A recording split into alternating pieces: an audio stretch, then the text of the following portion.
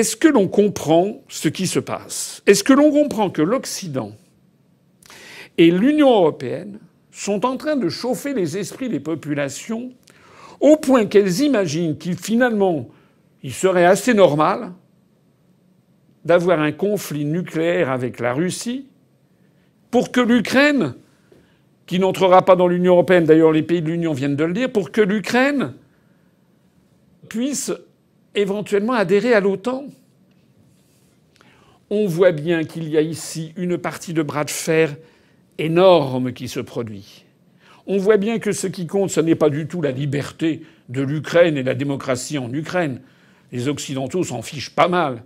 Quand on voit le soutien que les Occidentaux apportent à des régimes dictatoriaux ou totalitaires comme l'Arabie saoudite, le Qatar, l'Arabie saoudite qui bombarde le Yémen, où il y a des milliers de morts civiles dont on ne parle jamais, sur lesquels on ne fait jamais s'apitoyer les Français. Il n'y a jamais de la projection sur l'hôtel de ville de Paris, l'hôtel de ville du Havre ou l'hôtel de ville de Marseille. On n'a jamais la projection des drapeaux, du drapeau yéménite.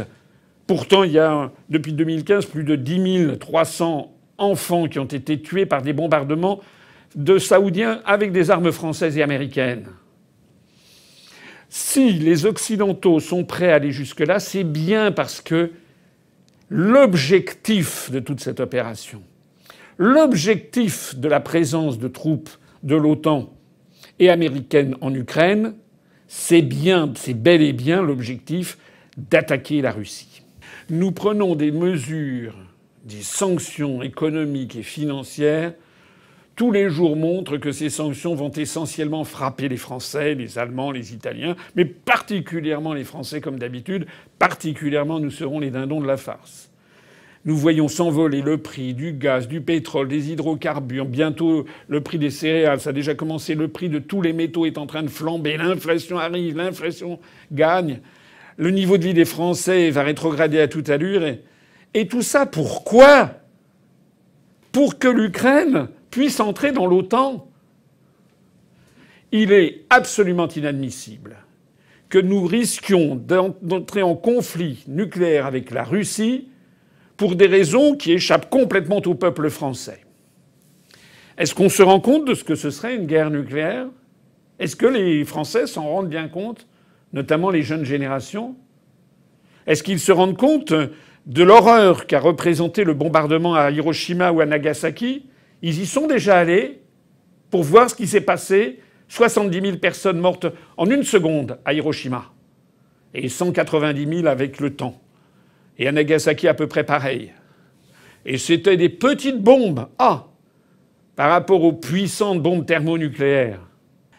Essayez de comprendre aussi que la France est un pays de taille relativement modeste par rapport à d'autres, et notamment par rapport aux États-Unis, et encore bien davantage par rapport à la Russie. La Russie étant une vingtaine de fois plus grande, ou 25 fois, je ne sais plus grande que la France, il faut bien comprendre que le territoire russe serait en partie préservé d'une guerre nucléaire. Il faut bien comprendre que c'est la vieille Europe qui serait la première détruite. Et tout ça, pourquoi? Pour permettre à l'Ukraine d'entrer dans l'OTAN.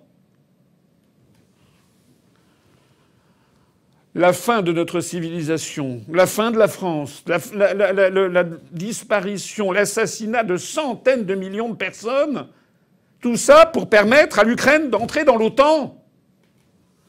Je suis absolument scandalisé qu'il ne se trouve pas un seul candidat à l'élection présidentielle pour dire ça ne va pas, pour dire qu'il faut arrêter tout de suite.